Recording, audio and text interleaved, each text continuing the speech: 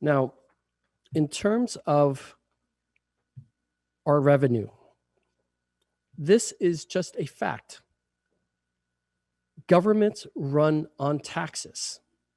City government, county government, state, federal. In this country, government runs on taxes, not on profits and not on revenue. And for us, taxes make up about 77% of our revenues. But the system that we all enjoy and live in this country is that government relies on taxation to operate, not revenue, not profit. So, as a reminder, where do our taxes go when we pay our taxes? So when it comes to property taxes, for every dollar that's paid, we only get 17.6 cents. The lion's share of property taxes go to the state and the county. We, again, only get 17.6 cents of every dollar.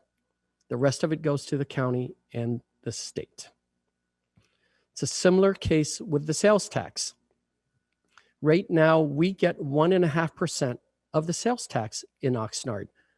The state and the county get the rest. And it's similar to all cities in California.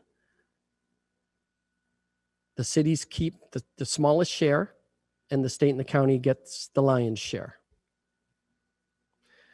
Now, this is also really important because there's a lot of misinformation about our sales tax here, as well as what Measure E is proposing. So there is a bracket in California that's enshrined currently in state law. So everyone is at the minimum. Everyone starts at 7.25% for sales tax. And then the maximum is 10.25%. Now you can see here on this chart that there are 482 cities in California. There are over 300 cities, in fact, it's 302, that currently charge a higher sales tax rate than we do. We in Oxnard are currently at 7.75, and that's the minimum plus the Measure O, which is 0.5 cent, which is temporary. So there are over 300 cities that currently have a higher sales tax rate than than Oxnard in California. Now, one thing I want to assure you is that the people who live in these cities up here, the 42 cities that are in the 10% range, and the 127 cities in the 9% range, and the 133 cities in the 8% sales tax range, they don't come here to go shopping in Oxnard because our sales tax is lower than theirs. I can all but guarantee that. Now, let's go to what Measure E would do if approved. So it would bring our sales tax rate up to 9.25%. And what happens if that were to happen, is the state and the county still keep their share. It's the same. But the increase, all of it stays here in Oxnard for all the things that we need. When Measure O expires, that rate would drop to 8.75. And we would be back to 8.75, and we would keep not the 3%, but 2.5%.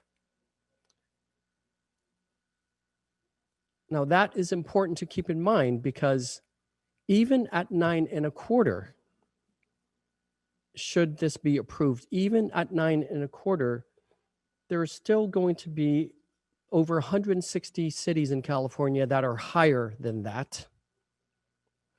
And when we drop back down to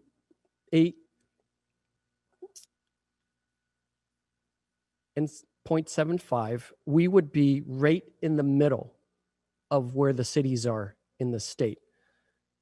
So I know there's discussion out there saying that we're going to have the highest sales tax in the state, the highest city sales tax, but I offer you a totally different way to look at that, which is we are going to keep the most sales tax local than most of the other cities in California. Many of those cities that pay in the 8s and the 9s and the 10s, most of that gap is going away to the state and the county. They're not keeping it. So even if they're paying 9.25 the way we would be, they're keeping less of it. And that's a really important issue here in terms of keeping our sales tax local, keeping local control.